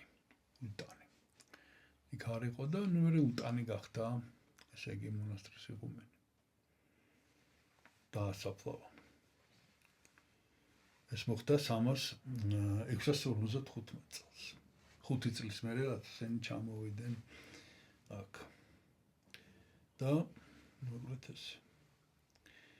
გერტრუდა, ესე იგი ხა კი ამდენს ვამბობ და ყვებით, მაგრამ თავარი რაღაც უნდა გითხრათ, რომ 10 წელი იყო იღუმენია ეს გერტრუდა. 31 წლის ასაკში გარდაიცვალა და ფაქტიურად შეიძლება ითქვას, რომ ბუნებრივი სიკვდილით მოხდა რა. იმიტომ რომ ძალიან სუსტი ჯანმრთელობა კი ჰქონდა, მაგრამ არაფრით არ ერიდებოდა ეს მოღვაწეობას და ფაქტიურად მთელი თავისი ცხოვრებისეული რესურსი დახარჯა გერტრუდა. და ესე იგი მარხვა და ლოცვა, ესე იგი მოღვაწეობა რა, როგორი მოღვაწეობა ჰქონდა, იცით რომ ხო ჰქონდა, ფაქტობრივად კი ჰქონდა ეს საშუალება, იმიტომ რომ მისი საოჯახო იყო ფაქტიურად ეს მონასტერი, ანუ მათი ქონებით იყო ეს ყველაფერი, მაგრამ მიუხედავად ამისა, აი დაუღალავი მასპინძელი იყო ყველა მოგზაურის, ყველა გაჭირვებულის, ავადმყოფების, აი ყველას თავისთან მოკლედ მონასტერში ესე იგი იზიდავდა. აი ეს ბერები როგორც მოგახსენეთ 650 წელს ჩამოვიდნენ და 650 წელს ჩამოვიდნენ და ნუ დაარსეს ის მონასტერი, ფოსის მონასტერი, ხო? 2 წლის შემდეგ იდუბერგა გარდაიცვალა დედა. გერტრუდას დედა და აი დედის გარდაცვალების შემდეგ მან იმსჯელეს რჩევები გაითვალისწინა და რამდენიმე მონაზონი გამოარჩია მონასტრიდან და იმად დაავალა მონასტრის მართვა გამგეობა აი ამ სწორედ უშუალოდ ულტანის და აი ამ ბერების მხარდაჭერითა და დახმარებით. და თვითონ კი მთლიანად გადაერთო ღვთისმსახურებასა და მოღვაწეობაზე და როგორც მოგახსენეთ, რამდენიმე წელი იცოცხლა. ესე იგი, ასეთი რამ მოხდა, ჯერ კიდევ ცხოვრებაში აღასრულებდა სასწაულებს, ესეთი რამ მოხდა, რომ ეს ბერები, როგორც მოგახსენეთ, ამათ ხო ბიბლიოთეკა ჩამოიტანეს და რამდენიმე ბერი გააგზავნა რომში, გაატანა დიდი თანხა, თავისი საოჯახო, როგორც გითხარით, სამეფო ოჯახია, გაატანა დიდი თანხა რისთვის, იცით, წიგნების შესაძენად რომში. იმიტომ რომ ხო გითხარით ეს ბეშტო არ იყო მაშინ და ხელნაწერი წიგნები იყო, საფრთხო წერილი განმარტებები, წმინდა მამები, მოკლედ წიგნები ბიბლიოთეკისთვის და ამათ გზაში მოკლედ რაღაცა მოხდა რა, რაღაცა ზღვაში რო იყვნენ, რაღაც ზღვის ურჩხული, ესე იგი, მოკლედ აპირებდა გემს ეჯახებოდა რა, გემის გადატრიალება, ამათი დაუპონდოდა და ამათმა სწორედ გერტრუდას შესთხოვეს, იმიტომ რომ მისი გაგზავნილი იყო უიშველი და მართლაც უშველა და გადარჩა ეს გემის ურჩხული გაქრა სადღაცა და მოკლედ აი მის შემდეგ ეს ამბავი ძალიან გავრცელდა და ძალიან ცნობილი ამბავი გახდა. მოკლედ როგორც მოგახსენეთ 32 წლის ასაკში გარდაიცვალა და ვულფ ტრუდა მისი დიშვილი გახდა და იღუმენია, ისიც წმინდანია 23 ნოემბერს არიხსენება და ესე იგი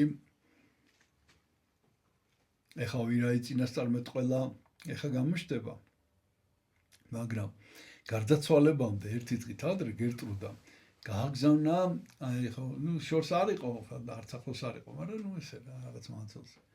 აი ამ ულტანი, ხო? ესე იგი ფოლიანის ძმა, ვინც იყო წინამძღვარი მონასტრის. აი ულტანთან გააგზავნა და უთხრა, რომ ცუდა თავარო და ხო არ ღვთის ნება ხო არ არის, რომ გამომიცხადოს, როდის გარდავიცვლებიო რა. ერთი დღით ადრე აგზავნა.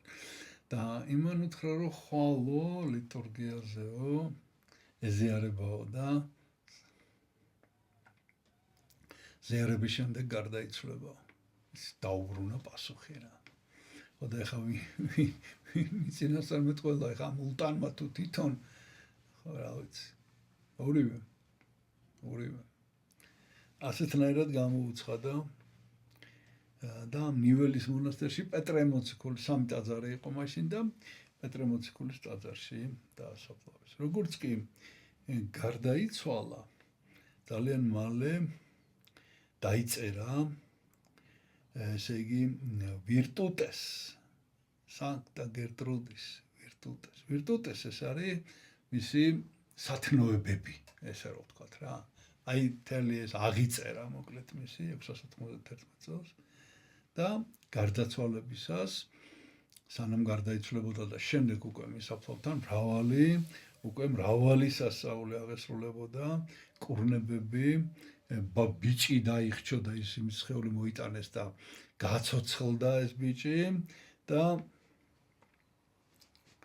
შემდეგ უკვე იმდენი სასწაული მოხდა, რომ აი მაშინვე უკვე როგორც წმინდანი ფაქტიურად შეირაცხა. ბერი აი ამ მონასტრიდან, ფოსის მონასტრიდან, ბერი რომელიც იცნობდა გერტრუდას, ბერმა აღწერა მისი ცხოვრება, შეადგინა მისი ცხოვრება და მე-8 საუკუნეში კი უკვე აღმოყვანება მოხდა მისი წმინდა ნაწილების. ამის შემდეგ ასეთი რამ მოხდა. მე მთელი კაროლინგების, ესე იგი კაროლინგების მთელი ეპოქა იყო, ხო? აი კაროლინგები თავიანთ წინაპრად თვლიდნენ წმინდა გერტრუდას, იყო კიდევაც სინამდვილეში, ხო? და ამიტომ ამ კაროლინგების და კიდევ ამ ირლანდიელი ბერების წყალობით ეს მისი წმინდა ნაწილები გავრცელდა მთელს ევროპაში. და განსაკუთრებით როგორც მოგახსენეთ დასავლეთ ევროპაში ესე იგი დაახლოებით 1000 ადგილი იყო, სადაც გერტრუდას მიმართ იყო თაყვანისცემა. აი ამ კაროლინგების და ირლანდიელი ბერების წყალობით. და თვითონ ეს ნიველის მონასტერი გახდა მისი საფლავი განსაკუთრებით და თითოეული მონასტერი მის გამო გახდა ცენტრი, მომლოცველთა ცენტრი. ესე იგი ნიდერლანდები, ჩრდილოეთ გერმანია, სკანდინავია, ავსტრია. ესე იგი იქ არის გავრცელებული და ეხლა ჩამოგითვლით ვისი და რისი მფარველი არის წმინდა გერტრუდა, მოგზაურების ხამის ათევის ვისაც ვინც ვერ პოულობს, იმათ შეუძლია წმინდა გერტრუდას თხოვონ. შემდეგ მომლოცველების და მომლოცველთათვის სასტუმროების მეპატრონეების მფარველი წმინდანია. ესე იგი ასეთი ტრადიცია არის ნიდერლანდებში, ჰოლანდია, ხო? და გერმანიაში ესე ტრადიცია, რომ სანამ სამოგზაუროდ წავა ადამიანი, ან სანამ ომის დაწყების წინ მაგალითად მეფე, ან ჯარისკაცები, ლაშქრობის წინ, ასევე მტრები რო შერიგდებიან, ასევე ცოლქმარი, ნაჭყობარი ცოლქმარი რო შერიგდება, რა შევოდენ იცით? სპეციალური თასით, ყველას თავის თასი ქონდა, რა თქმა უნდა, გერტრუდას სადღერძელოს შესვამდე. გერტრუდას შესთხოვდნენ დაფარველობას და მადლობას. მოკლედ გერტრუდას სადღეგრძელო იყო ძალიან აქტუალური. ასევე ესე იგი აი ციებ-ცხელების დროს არის ფარველი და კიდევ ნახეთ ესეთი საოცარი მე არც გამიგია ხარ ასე გეტყვით. ესე იგი უეცარი სიკვდილის განთავის დასაცავად ბარბარეს თხოვენ წმინდა ბარბარეს ხო და ამას რას თხოვდნენ იცით? როდესაც ევროპაში ეს მე-14 საუკუნის საშინელი ეპიდემია იყო შავი ჭირის ამას თხოვდნენ სწრაფ აღსასრულს გერტრუდას. იმიტომ რომ ეს ისეთი საშინელება იყო ესა და იმდენ ხანს იტანჯებოდა ადამიანი რომ აი თუ დაემართებოდა რომ აი სწრაფად მომხდარიყო. აი ხანდახან არის ადამიანები ითხოვენ ამას იცით აი ну რა ვიცი სხვადასხვა ავტოფობები არსებობს მაგალითად აი ისემიური ინსულტი და რაღაცა ну აი არის რა ადამიანი და ну ჭირს ხო და აი ამ დროს თურმე რომ სწრაფად წაიყვანოს რო აღარ იტანჯოს თხოვენ წმინდა გერტრუდას დახმარებას და კიდევ ესე იგი მებაღეების ფარველი წმინდანია და ფლანდრიაში კატების ფარველი წმინდანია კატები და კიდევ გერმანიაში წმინდა გერტრუდას ხსენების დღეს იყო აკრძალული ბეჭვა ანუ მისი რა ქვია ნაჭერის დამზადება თუ ხსო ბეჭველების ფარველი წმინდანია ну 1272-1298 წლებში ხეგაჩვენებთ ოქროს ვერცხლის და მოქრული თუ არა ოქროც იყო ესე იგი გააკეთეს წმინდა გერტრუდას დიდი სარკოფაგი თუ სანაწილე გაჩვენებთ ახლა ამ ფოტოს რომელიც ესე იგი 1940 წლის მაისში ესე იგი ეს დაიბომბა ეს ქალაქი ნიველი და განადგურდა და ეთყობა რაღაც გამოსახულება არსებობდა ესე გამოიყურებოდა თითქოს თუ ესეც უკვე შედგენილი არის ახალი ხა გაჩვენებთ ახალი როგორ არის ახალი ესეთია შეიძლება ეს ერთ და იგივე ხა მაგის თქმადნელი აი ეს არის მისი სანაწილე აი ეს არის ნიველში წმინდა გერტრუდას ტაძარი ეს ნიველი როგორც მოგახსენეთ ბელგიაშია ეს არის მე-11 საუკუნის ტაძარი წმინდა გერტრუდას სახელობის და აი ეს არის ხელნაწერიდან ესე გაჩვენებთ ხა ხელნაწერიდან ეს არის ერთ-ერთი ყველაზე ძველი გამოსახულება გერტრუდას აი გადიდებულია ცოტა აქა აი ესეთია და კიდევ უფრო გადიდებულს გაჩვენებთ აი წმინდა გერტრუდა ესეთი აი ხელნაწერში ესეთია თუმცა აქ რაღაცა ცოტა ის არ მომწონს რომ 32 წლის გარდაიცვალა აქ რაღაცა დაზიანებული აქვს შეიძლება ეს მოღვაწეობის ბრალია და რაღაც კიდევ ძველი გამოსახულება გვაქვს ესეთი ვიზბიუ ესე ქვია შვედეთში არის აი ეს ტაძრის შესასვლელზე არის აი ესეთი გადებულს გაჩვენეთ ამას რომ გამიშთეს კარგად ვიზბიუში აი ესეთია და ხელში ტაძარი უჭირავს ესე გამოიხატება ძირითადად გერტრუდა შემდეგი რაც უნდა გაჩვენოთ ეს არის აი ეგ არის ესე იგი ოსტრა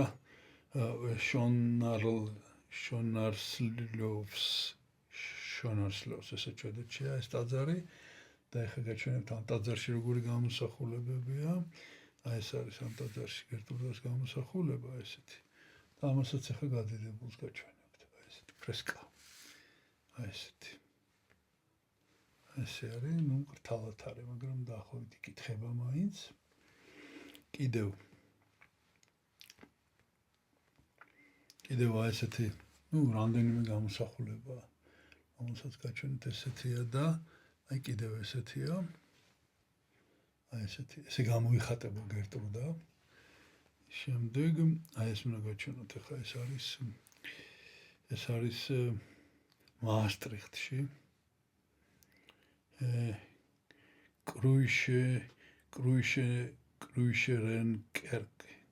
კრუიშერენკერკ ესე ქვია ტაძარი მაასტრიხტის ცენტრში მე-15 საუკუნის ტაძარი სადაც ახლა გაჩვენებთ როგორი ფრესკებია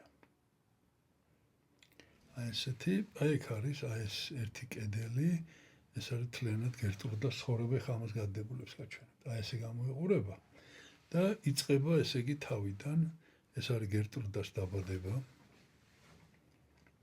აი ესე. შემდეგ ეს არის ეს მამა ეუნება გერტრუდას, რომ უნდა გათხოვდეს და გერტრუდა უარს ამბობს გათხოვებაზე. შემდეგი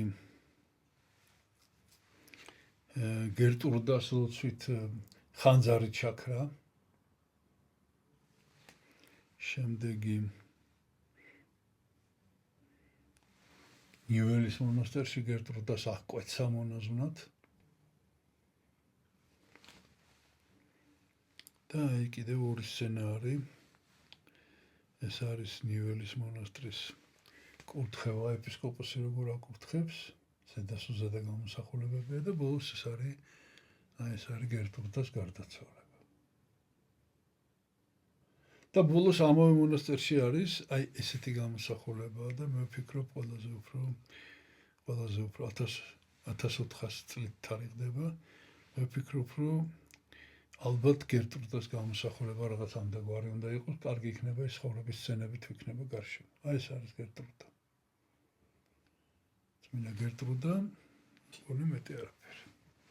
და კიდევ აი რა აღმოჩნდა სხვათა შორის ესეც ხო მოგახსენეთ, ესე იგი, რომ აი ხა გამოჩნდა, აი ესეთი სანაწილეში. აი ესეთი ნამცეცი არის, უძველესი სანაწილეა. სხვათა შორის მე რო დავათვალიერე, მსოფლიოშიც ახლა სადაც არის, ხო აი ესე იგი რა იყო ეგ ნამცეცია, ხო? და კიდევ ესეთი ნამცეცი გვაქვს გერტრუდას, ენახეთ. აი ესეთი. ძირითადად ესეთი ნაწილებია მთელ მსოფლიოში რა. ანუ ჩვენ ფაქტიურად რაც გვაქვს ეს წმინდა ნაწილები, აი რაღაც ამდაგვარი არის, რომ გითხარით, რომ აი 1000-მდე ადგილი მსოფლიოში, იქაც ახლა დიდი ფრაგმენტები მაინც არ არის და ვერც იქნება როგორ ჩანს, იმიტომ რომ ისე დაანაწილეს როგორ ჩანს ეს სხეული, რომ აი ბევრ გავრცელებული იყო და ამიტომ არის ეს პატარა ფრაგმენტები. მე კი დღეს ამითი გემშვიდობებით და შეგახსენებთ, რომ დღეს არის ესე იგი ლაზარეს შაბათი ეგრეთ წოდებული და გილოცავთ ლაზარეს კუტრეთით აღდგომას, რაც არის მომასწავლებელი ქრისტეს კუტრეთით აღდგომისა ერთი კვირით ადრე, შემდეგ ქებაი და დიდებაი ქართული საინისაი, რომელსაც იონე ზოსიმეს ეს ცნობილი საოცარი თხზულება, ერთგვერდიანი, სადაც არის, რომ ქართულ საინასა სახარებას აშენა ლაზარე ჰქვიაო. და ამიტომ ეს ჩვენი დიდი იმედის წყარო არის და დღეს აღვნიშნავთ ამას. ასევე როგორც მოგახსენეთ, მართალი ლაზარეს ხსენებაა და წმინდა ეპაფროდიტე მოციქული 54 საუბარი დღეს ვიზეც გვისაუბრია და კიდევ დღეს ვისაუბრეთ დღევანდელი წმინდანები, წმინდა კვირინუს რომაელი და რეგულუს სანლისელი, ეს მისი ხსენებაც აი სწორედ დღეს 30 მარტს არის და შემდეგ წმინდა ბრაულიუს სარაგოსელი, იბერიელი, ეს არის 26 მარტი და აი ბოლოს ვისაუბრეთ წმინდა აბატისა, ანუ იღუმენია გერტრუდა ნიველიელზე 17 მარტს არის მისი ხსენება. მე კი ამითი დღეს გემშვიდობებით ღმერთმა დაგლოცოთ ჩვენთან არს ღმერთი.